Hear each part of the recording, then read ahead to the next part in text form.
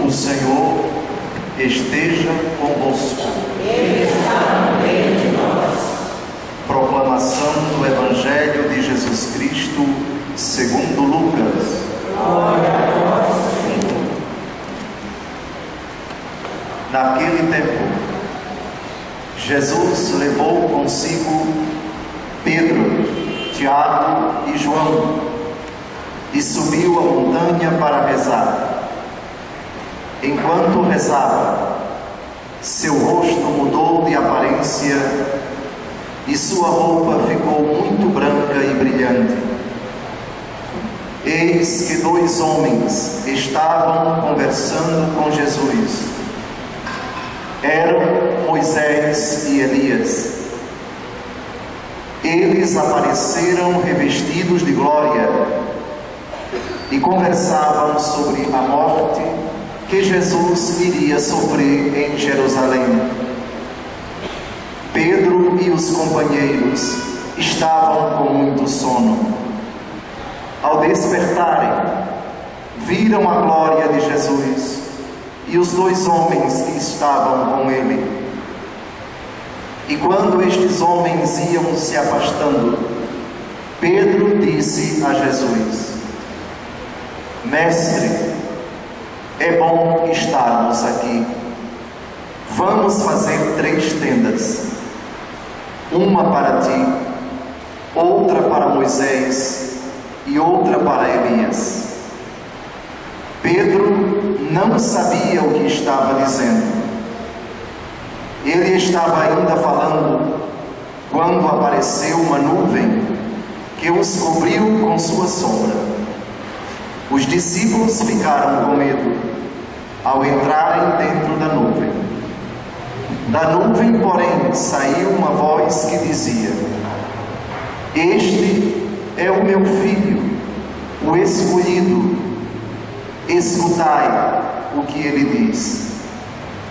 Enquanto a voz ressoava, Jesus encontrou-se sozinho.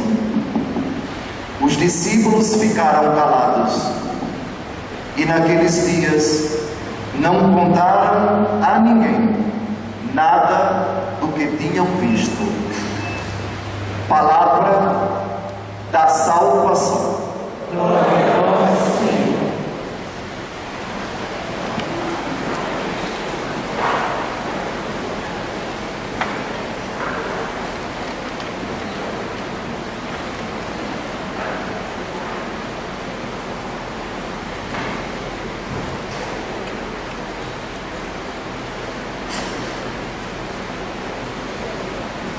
No primeiro domingo da Quaresma, domingo passado,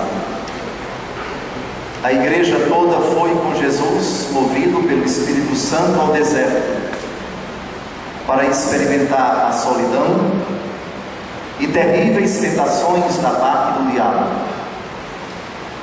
O texto diz que Jesus jejuou por 40 dias e 40 noites e depois teve fome.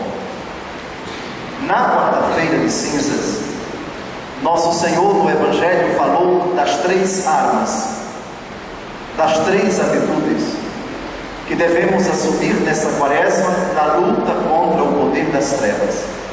Recordai-vos: quando jejuares, quando orares, quando deres esmola. O Evangelho do domingo passado foi um comentário sobre a primeira atitude, o jejum.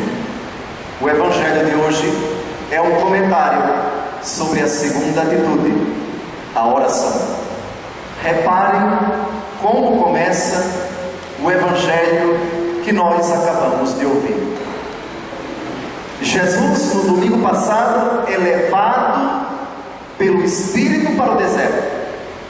Agora reparem quem leva quem e para onde. Jesus levou consigo Pedro, João e Tiago e subiu a montanha para rezar. Jesus não subiu para se transfigurar, Jesus subiu para rezar. A transfiguração ocorre num contexto de oração. O corpo de Jesus muda de aparência, Sua roupa fica muito branca e brilhante enquanto ele está rezando. Eis a prioridade da igreja nos tempos atuais. Na luta contra o inimigo fustigador, mais do que nunca a igreja necessita de oração. Ela como um todo e cada um dos seus filhos. Rezar, rezar e rezar. O demônio tem desfigurado. O antônimo de transfiguração é desfiguração. Trans é além de. É um prefixo grego que significa ultrapassar. Daí transatlântico. Daí transviado. Daí trans ou translocado. Além da figura humana, desta carne que sua, que enfraquece-se, que adoece, que sente cansaço. O seu corpo assume a aura, a beleza, o esplendor, a glória que ele haveria de manifestar por ocasião da sua ressurreição. O antônimo da transfiguração é a desfiguração.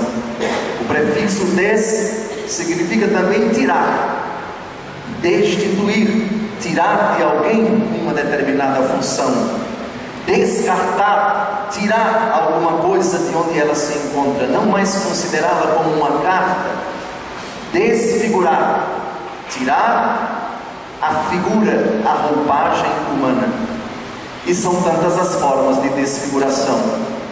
Uma pessoa desfigurada não é apenas aquela que tem um semblante abatido, envelhecido, embrutecido, mas também tem atitudes de uma pessoa envelhecida, antissocial, uma pessoa também, do ponto de vista da fé, que não tem mais esperança, que não acredita em Deus, que perdeu a razão de viver, que não mais encontra uma motivação para sorrir, que não enxerga nada além do seu nariz, senão pessimismo, senão relativismo, senão derrotismo.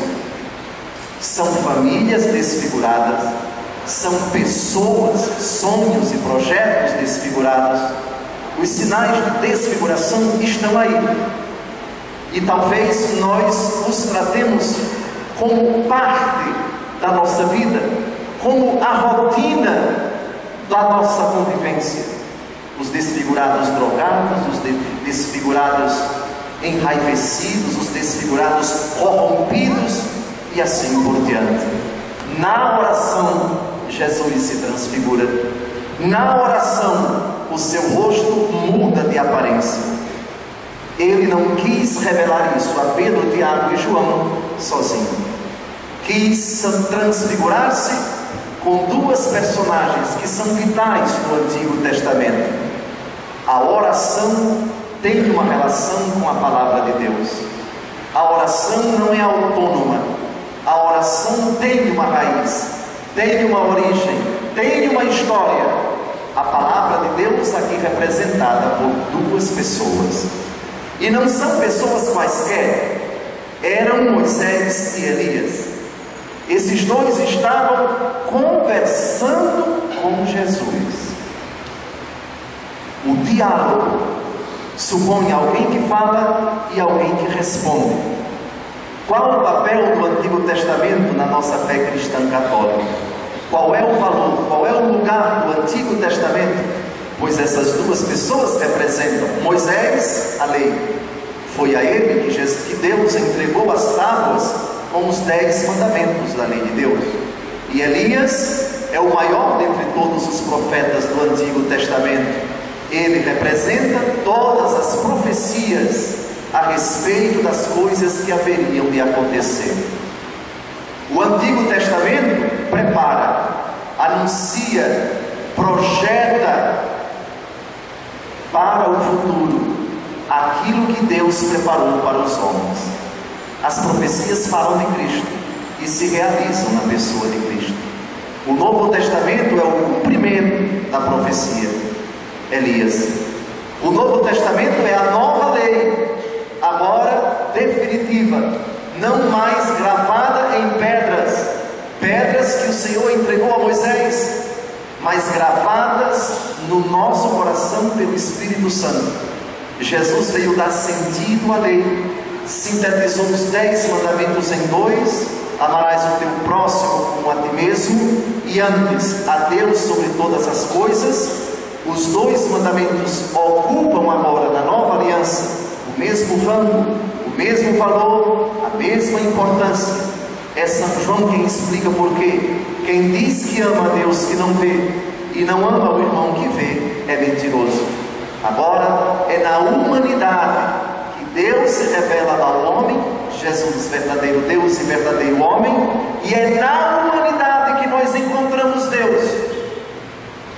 O ateu, o revoltado, o agnóstico, diante do fenômeno do sofrimento, diante do fenômeno das injustiças, de tantas crianças morrendo de fome, ele diz de forma contundente: onde está o Deus dos cristãos? Agora, no Novo Testamento, que assume o Antigo, a resposta não é simples de ser dada, não é fácil de ser explicada, mas é compreendida a partir da fé. Jesus diz: tive fome e me deste de comer, tive sede e me deste de beber, estive nu e me vestistes, estive preso e me visitastes. As frases são profundas. Jesus não disse: eles tiveram fome e eu dei de comer. Ele não disse isso para que nós ficássemos no horizonte puramente humano, puramente pagão. O pagão diz: Deus não tem lugar aqui. Eu estou vendo alguém com fome e eu vou fazer o possível para saciar a sua fome. É bonito isso? Em termos. É correto isso? Em termos. Não estamos dizendo que isso é errado. Não estamos dizendo que porque tal homem, porque tal instituição não acredita em Deus, porque os seus integrantes não acreditam na existência de Deus, que saciar a fome dos indigentes, que cuidar das crianças, isso é errado. Não, absolutamente não. Mas o cristão, por causa das palavras de Cristo, encara o fenômeno numa outra perspectiva. Ele não enxerga no faminto, o faminto com fome, mas Jesus com fome. Ele não enxerga nele, ele mesmo, mas Deus que age por meio dele. Já não sou eu que vivo, é Cristo que vive em mim. Então reparem que bonito, quando alguém diz: onde está Deus? Quando alguém passa fome, quando alguém sofre injustiça, quando alguém está desesperado, está no desesperado, está no faminto, está no angustiado, é Deus quem sofre, é Deus quem chora, é Deus quem passa a privação. Isso da parte da vítima, do carente, do necessitado. E onde está Deus agindo pela mediação humana, mesmo que essa mediação não creia nele, mesmo que essa mediação não o aceite, ela empresta a Deus. Chamemos isso de solidariedade no âmbito do paganismo, chamemos isso de caridade no âmbito do cristianismo. O cristão encara Deus por meu intermédio. Deus pede que eu abra as portas da eternidade para que a bondade chegue naquele coração.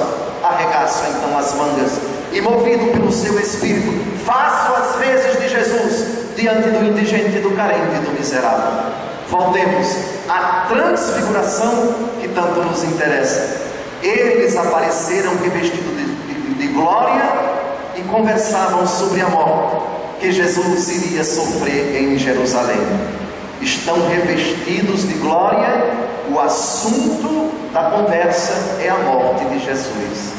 Amados, unamos as duas categorias: glória, esplendor, brilho, felicidade, triunfo sobre a indigência, triunfo sobre tudo aquilo que mata a humanidade, seja de forma definitiva, a morte mesma, seja de forma lenta, muitos tipos de morte que vão tirando a esperança, a alegria, a motivação de viver e assim por diante. A conversa é sobre a morte, mas o teor da conversa é Jesus. A morte dele que redundará em ressurreição, a morte dele que culminará no seu triunfo sobre essa realidade tremenda. Por isso eles já estão glorificados. Por isso se compreende o brilho deles, que por outro lado, diga-se de passagem, é um brilho derivado, como o brilho da lua. Eles brilham por causa do brilho de Cristo. A palavra de Deus só refugia na nossa vida a partir de Cristo. Se não a lermos a partir da morte de Cristo, a palavra de Deus pode ser para nós apenas um compêndio, onde eu escolho aquilo que eu quero e rejeito aquilo que não me agrada. Ler a Bíblia Sagrada a partir da morte de Cristo, compreender que a vitória de Cristo é sobre a morte e que a glória que refugia na nossa vida não nos eximirá, não nos fará exceções diante da possibilidade de morrer e antecedentemente de sofrer, de suar, de adoecer, de ser traído, de experimentar todas as mazelas da humanidade. É rico esse Evangelho. Pois bem, Pedro e os companheiros estavam com muito sono. Esse detalhe é importante. Digamos assim, é a plateia perante a qual Jesus quis se transfigurar. Esse sono evoca, às vezes, o cansaço, a desilusão, às vezes até o desânimo, quando nós nos colocamos diante de Deus. Tu estás me ouvindo? Tu atenderás às minhas preces? Eu que estou rezando contigo, Jesus. Lembrem-se, Jesus se transfigurou num clima de oração. Jesus se transfigurou rezando. Orar às vezes desanima, orar às vezes provoca sono, orar às vezes é uma batalha. Quando o demônio chega perto e fica sussurrando: adianta, você fez isso ontem, ele me ouviu? Adianta. Lembrem-se da primeira tentação no domingo passado: se és filho de Deus, transforma estas pedras em pães. Certamente Jesus durante 40 dias e 40 noites rezou, amém? Mas o demônio ficava sussurrando. Ele é astuto. Cadê o resultado? Que não veio. Parece que ele não está atendendo você. Vale a pena? Relaxe, não insista, não seja piegas, não repita mais isso. O sono, o desânimo, no qual o demônio sorrateiramente chega e diz: a desfiguração vai permanecer como está, você não será transfigurado, não vale a pena insistir, entregue os pontos, você já perdeu, porque ele não mais lhe ouve. Estavam com muito sono. Ao despertarem, Deus é bom.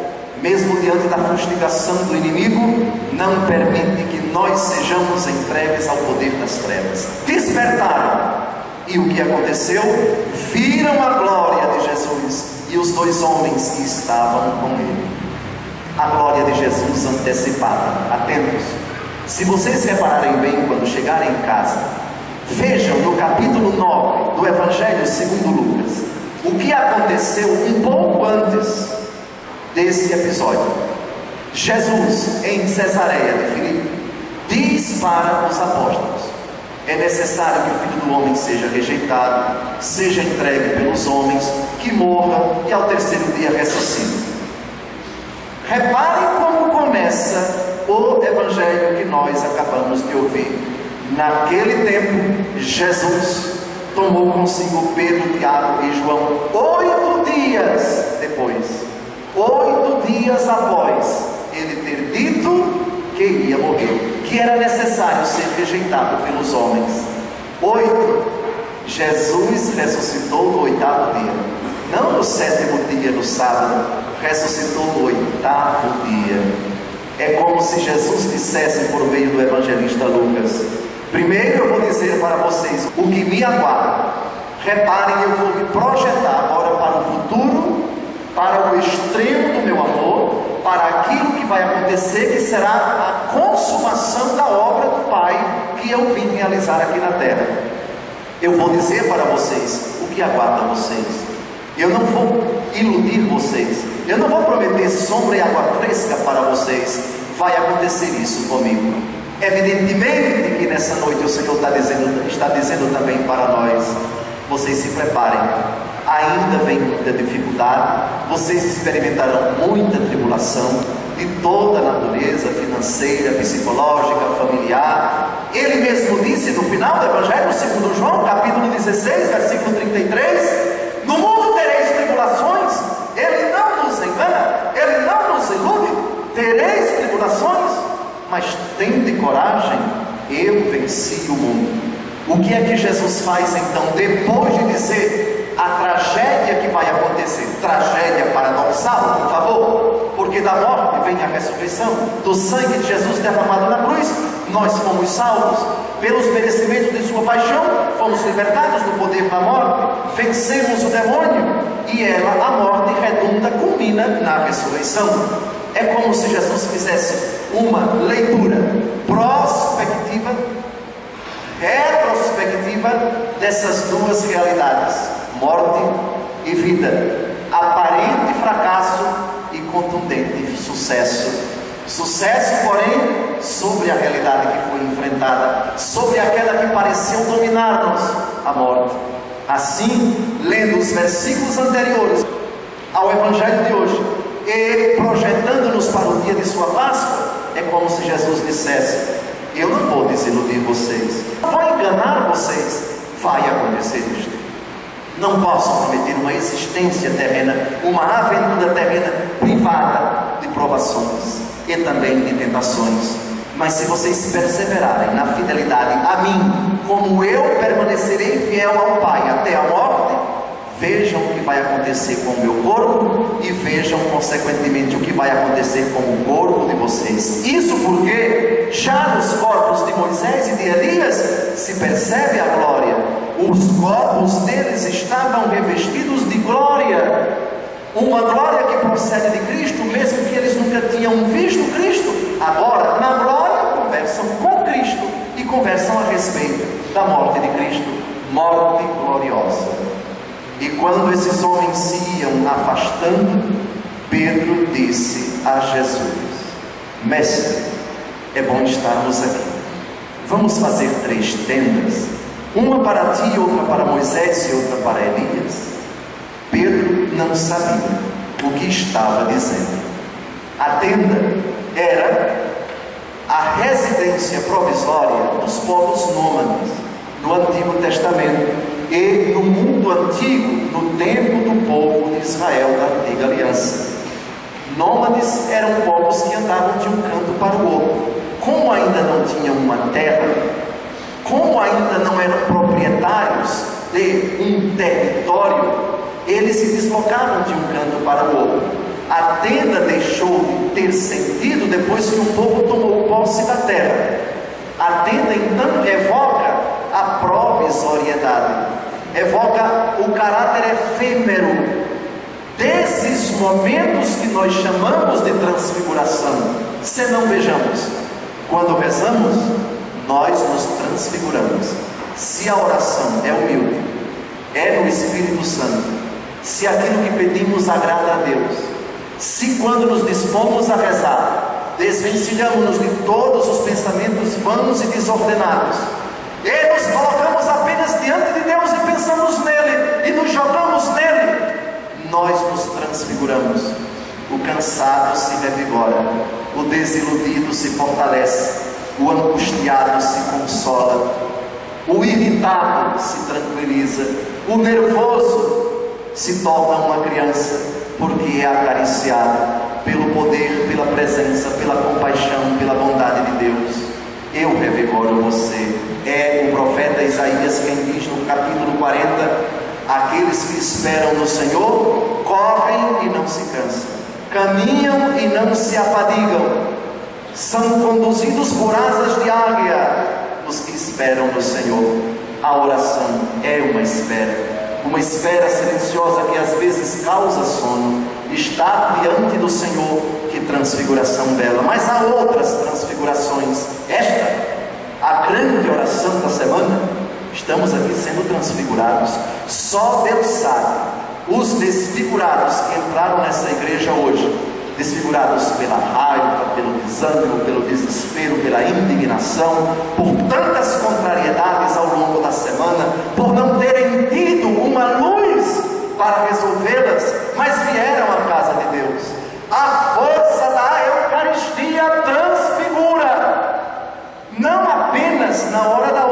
aliás, toda a Santa Missa, particularmente na hora da homilia. Jesus está conversando com Moisés e Elias, e é num contexto de oração e de conversa que ele se transfigura. Aliás, a palavra homilia em grego significa exatamente isso, é conversa. Deus conversando com os seus filhos, Deus falando para o seu povo, Deus dirigindo mensagem no coração de cada um.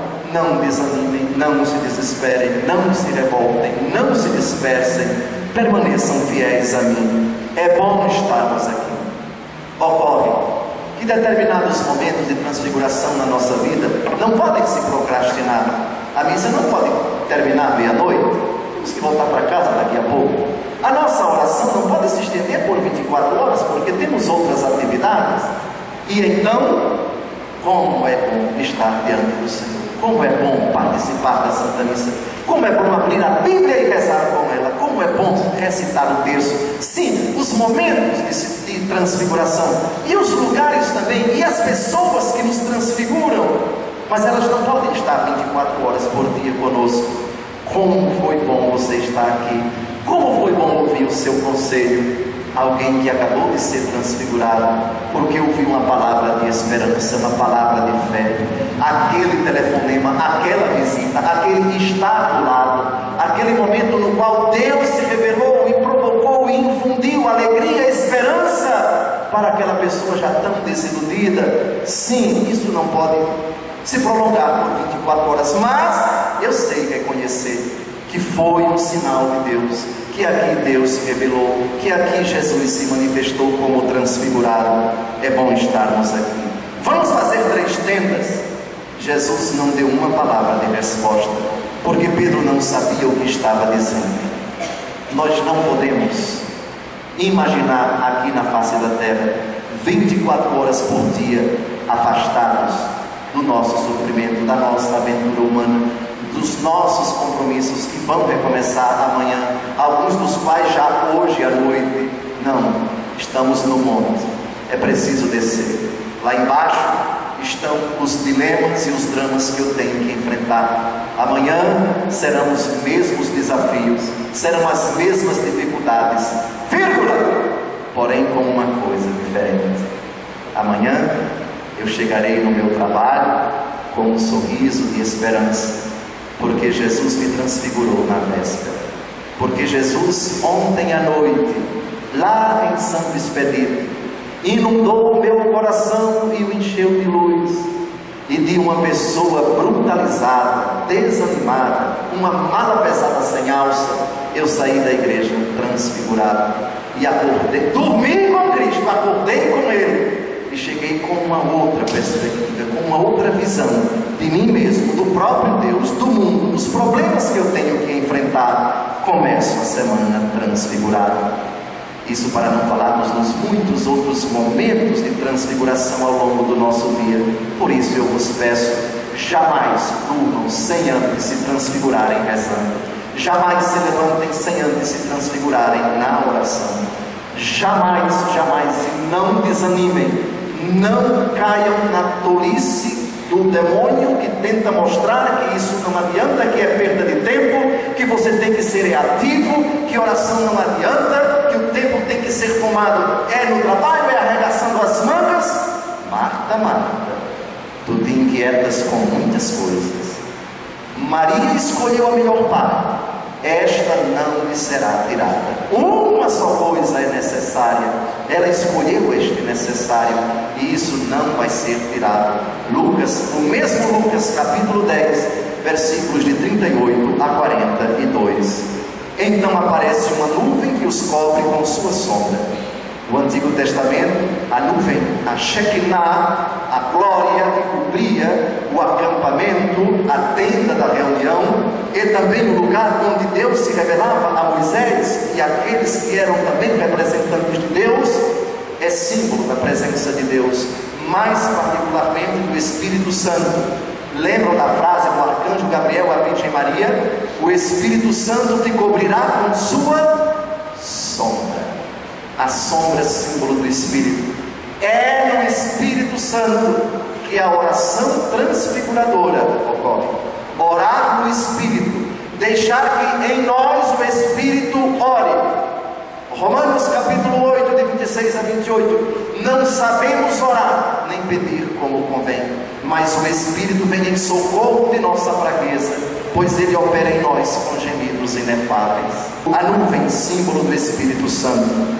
Os discípulos ficaram com medo, e depois uma voz disse da nuvem. Aqui é uma epifania da Trindade, o Filho transfigurado, a nuvem, símbolo do Espírito, e a voz do Pai. Este é o meu Filho, o escolhido, escutai o que ele diz. No primeiro domingo do tempo comum, nós escutamos o Pai falar no domingo do batismo do Senhor, uma frase quase idêntica: este é o meu Filho, o escolhido, escutai o que ele diz. Maria Santíssima, nas bodas de Caná, disse quase a mesma coisa: fazei o que ele vos disser. Jesus é o escolhido do Pai. Pedro, Tiago e João escolheram Jesus. Nós escolhemos Jesus. E uma escolha lúcida, e uma escolha refletida, e uma escolha amadurecida, que agora é renovada, é consolidada. Enquanto a voz ressoava, Jesus encontrou-se sozinho. Moisés e Elias desapareceram. Agora a glória não mais se manifesta. Agora Jesus voltou ao estado, digamos assim, da aventura humana. O seu rosto não mais resplandece o brilho que há pouco se manifestou. Agora encontramos Jesus no corriqueiro da nossa vida. Eu sou convidado a encontrar Jesus na simplicidade da minha esposa, isso para o marido, da esposa que talvez já tenha rugas, que já tenha um corpo flácido. Encontrar Jesus sozinho nas pessoas que fazem parte do nosso cotidiano. Sim, o brilho existe, mas somente é percebido pela fé. Quanto mais de oração nós formos, mais enxergaremos o brilho do Cristo transfigurado no coração e na vida, e também no semblante das pessoas que fazem parte da nossa vida. Eis o desafio: encontrar Jesus presente no café da manhã, talvez o mesmo de ontem, de antes de ontem e de uma semana atrás, mas na simplicidade do nosso dia a dia, na fila da padaria, na fila também do trânsito congestionado, Jesus ali do nosso lado. Nenhuma mudança, nenhum sinal do extraordinário. É no ordinário que a extraordinariedade, que o brilho, que o fulgor de Jesus se revela, e nós temos que enxergar isso pela fé. Pedro, Tiago e João agora vão descer com Jesus, suando, com fome, cansado, tentado, perseguido, sinal de contradição. A vida tem que continuar. Desçamos do monte e retomemos a nossa atividade. E eles ficaram calados, e naqueles dias não contaram a ninguém nada daquilo que tinham visto. São Paulo, na segunda leitura de hoje, ele chora. Ele chora diante dos sinais de desfiguração da comunidade. Dentro da comunidade existem os inimigos da cruz de Cristo. Muitos por aí se comportam como inimigos da cruz de Cristo. Qual é o remédio? Como enfrentar essas pessoas? Como lidar com elas? Vamos tirar o verbo enfrentar. O cristão não briga com ninguém, mas o confronto às vezes é necessário, se impõe, como Jesus enfrentou os vendilhões no templo. Sede meus imitadores, irmãos, e observai os que vivem de acordo com o exemplo que nós damos. Isso, de certa forma, tem uma aplicação tremenda com o brilho da glória de Moisés e de Elias. Na nossa vida tem pessoas desfiguradas, são más, que dão péssimos exemplos, que para nós não contribuem, não influem, antes são um peso. São pessoas pessimistas, são pessoas ateias, que não têm nenhuma perspectiva, não tem nada de positivo para nos dar. Antes, o que elas dizem, o que elas fazem, o seu olhar, a sua postura, são de um desânimo, são de um pessimismo, são de uma desolação tremenda.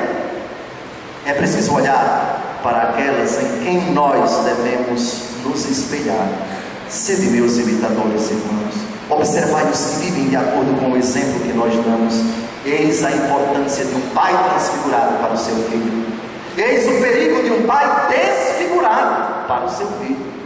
Eis a bênção de uma mãe transfigurada para a sua filha. Uma mãe em quem a filha pode dizer: ela é um exemplo de fé, ela reza, ela teme a Deus, nela eu me espelho.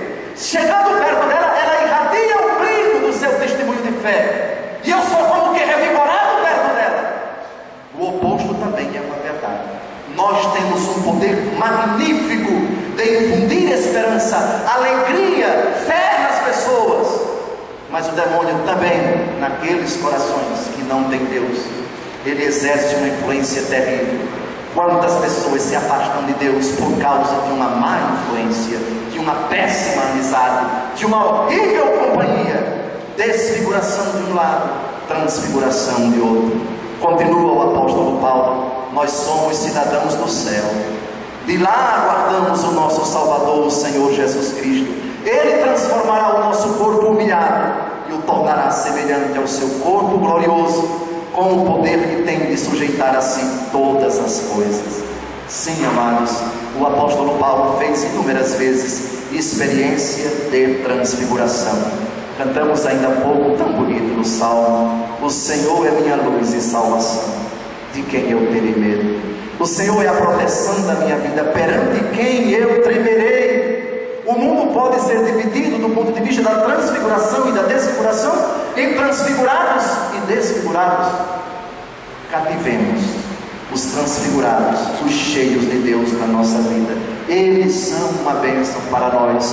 Peço aos netos, se os seus avós são cheios de Deus, são católicos praticantes, usufruam dessa presença antes que seja tarde. Não menosprezem o brilho da esperança, o fulgor dos anos vividos com Deus, a experiência da senilidade que tem muito a dizer para os netos.